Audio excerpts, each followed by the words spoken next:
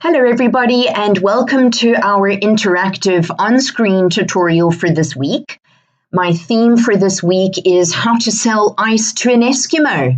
I thought that might be a nice topic for us to chat about, for me to share with you about how over the years I've perfected my own little recipe on how to sell ice to an Eskimo. And I suppose it's because it's about developing that ability to influence others if they are interested in what it is that you have to sell, and also just to be doing it with a whole lot of empathy and understanding that now might actually not be the right time for them, but they will keep you top of mind for in the future when the situation changes. I'm reminded of chatting to one of my greatest sales mentors. And he actually said to me, Odette, I was struggling with rejection in sales. And he said to me, Odette, sometimes no means maybe. So if not now, it might be soon. It could be in the future. And the lesson in that is that we need to really be treating people well, no matter if they are purchasing something now or not.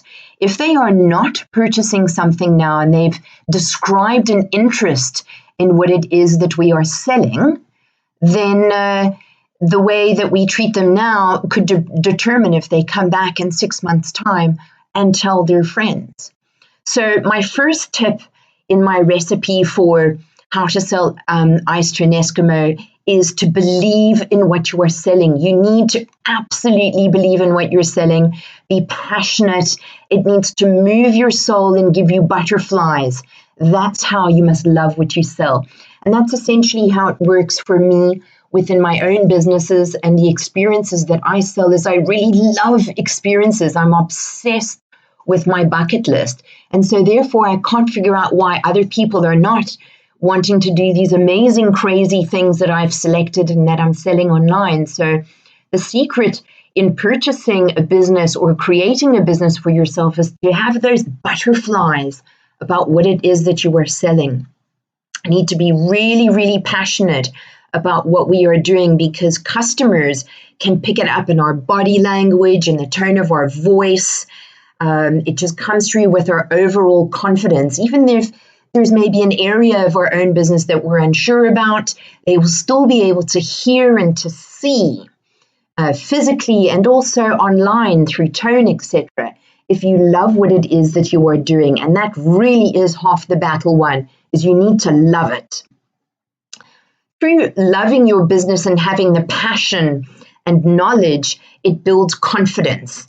And confidence is like a muscle. We need to be working it every day, never ever stop practicing your confidence muscle.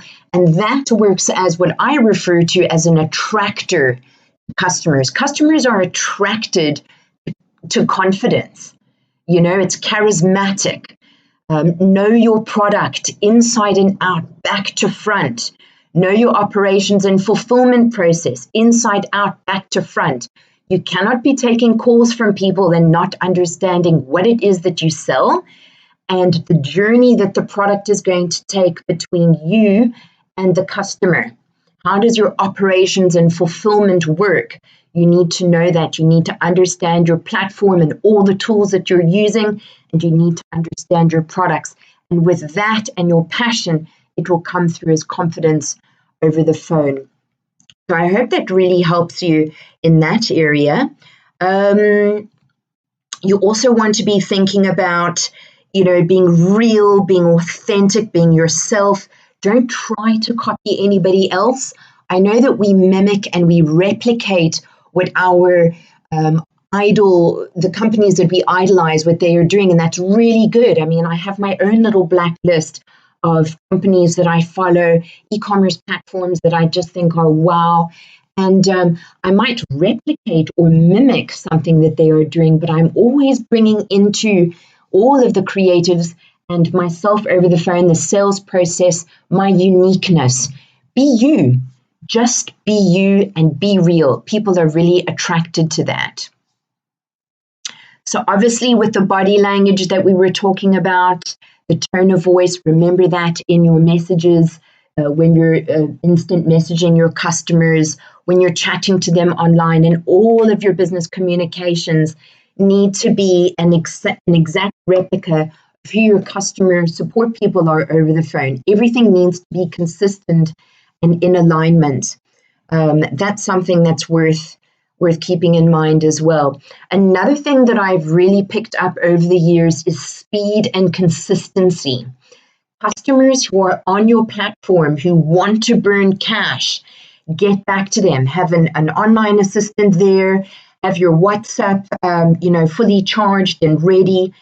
Like from 8 to 5, Monday to Friday, and unfortunately over the weekends as well. But my phone is, it's fired up, it's active. I'm at my desk. Everything is plugged in. I'm ready to go. So when customers are coming through our ticketing system, our online chat, or my cell phone, I'm there. It's happening. So it really does encourage converting and closing a sale. People can really feel if you're not present in your business. So be present in your business. Be there for people when they have questions, answer them. Because if you don't, the impulsive shoppers are definitely likely to go elsewhere and find your product or your service somewhere else. People are very impressed by quick turnarounds and speed. Therefore, again, it's about being consistent as well. When you say you're going to get back to somebody, do get back to them. But time and time again, I have found that speed is a massive part of how quickly I convert sales. And just definitely be there, be available. Offer customers as many mediums for them to chat to you on through WhatsApp Messenger, Facebook Messenger, online Messenger, SMS, however they please. Let them chat to you that suits them. What you might also want to focus on as well are all of the noddy badges that you've collected. It's another version for your unique selling points. Be aware of those and have them. When people are chatting to you online, maybe they're feeling, you can hear in their voice that they're feeling a little bit still uncertain, then you would drop in there, we've been established since, or we have this special insurance, or we have free delivery, or we have a money back guarantee. You'll pick it up in a customer if they're starting to be a little bit doubtful, and maybe that doubtful person just needs to hear more of your unique selling points, and that you're properly set up as a business to assure them to make that purchase. And then again, tying in to what I started with is the importance of how we make people feel. They don't remember what you said to them. They remembered how you made them feel. And if at that time they weren't ready to buy your product, and I'm not talking about cold selling, but if they weren't ready to buy your product at that time, treat them well. Send them on their way with whatever information they need about your business. Maybe they left you an email address that you can add to your email marketing lists, but treat them well, because that will determine if they come back when they do have a need in 6 months and 12 months' time. And just a reminder that we're all people, to be kind, to practice empathy. I know within myself, sometimes I get impatient, and then I know that I need to go and restore myself and rejuvenate myself. I think to be a good salesperson, we need to have a topped up cup. We need to have a full reservoir. And so therefore you need to be looking after yourself as well, so that you can be a good salesperson and not feel irritable or impatient with some of the questions that customers will ask you, or the busyness of your phone. So I hope that those tips have assisted you. It's something that I've been thinking about often over the years. And as I tell all of the customers that I coach for intermediate, basic, and advanced e-commerce, it really is all about your ability to influence, to be confident, to know your product. And I hope that some of these top secrets have assisted you. Thanks so much for joining me, and I look forward to seeing you next time.